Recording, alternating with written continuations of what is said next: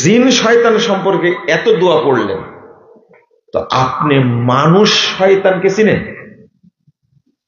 আল্লাহ প্রথম বলেছেন শায়াতিনাল ইনস, মানুষ শয়তান। এরা কারা? কে বলতে পারেন? বলেন।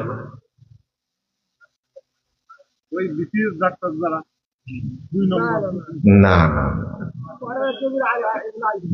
ভুল উত্তর দিলেন। তাহলে আপনি জিন শয়তান যেটা আপনার নাগালের বাহিরে, একে আপনি চিনেন ভালো করে, বুঝেন, একে না দেখতে হলে বুঝেন। কিন্তু আল্লাহ বলছেন মানুষ শয়তান সম্পর্কে এরাই দেখতে না চিনতে পারে, আপনি কোনোদিন হেদায়েত পাবেন না। আগে মানুষ শয়তান চিনতে হবে। আপনাদের পারার কথা তো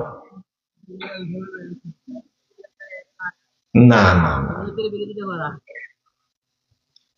একজনও পারলেন না। তাহলে আপনারা নাকি আমাদের বক্তব্য শুনেন? মিথ্যা কথা।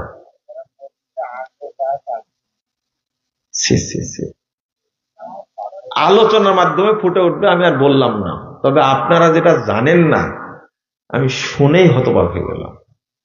মানুষের মধ্যে থেকে শয়তান কারা এটা যে না জানেন, কারণ মানে বাহিরের শত্রু বেশি ক্ষতিকর না ঘরের শত্রু বেশি ক্ষতিকর?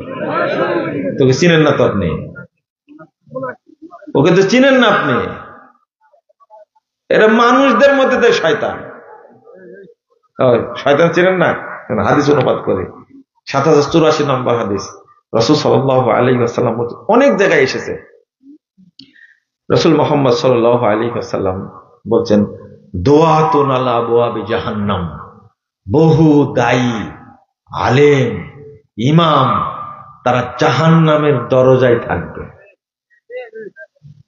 মান আজাবাহুম ইলাইহা কাযাফু ফিহা, তাদের ডাকে যারাই সাড়া দিবে তারাই তাকে জাহান্নামের মধ্যে আছাড় দেবে।